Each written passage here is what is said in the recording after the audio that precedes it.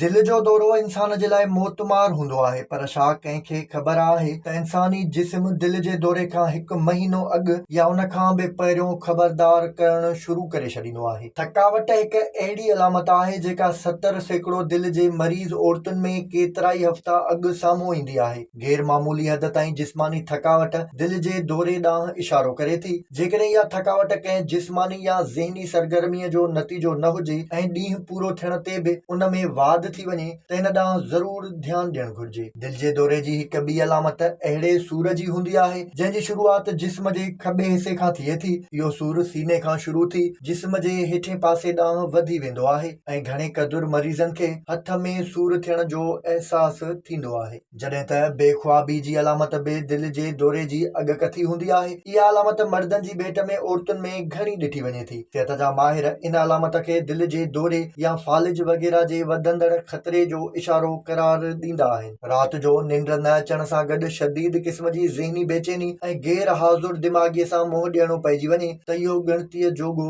थी सघे थो। दिल जे धड़कण में बेतरतीबी अक्सर करे पैनिक अटैक ऐं ज़हनी बेचैनीअ सां गॾु हमले आवर थींदी आहे। ख़ासि तौर ते औरतुनि में इहा ओचितो हमलो करे थी। जेकॾहिं दिल जे धड़कण में तेज़ी 1 या 2 मिंटनि ताईं बरक़रार रहे ऐं उन में घटिताई न अचे, उन खां सवाइ दिल जे धड़के जी रफ़्तार घटि वधि थींदी रहे त डॉक्टर सां ज़रूर राब्तो करणु घुर्जे। विज़िट कयो अवामी आवाज़ मीडिया ग्रुप जी वेबसाइट awamiawaz.pk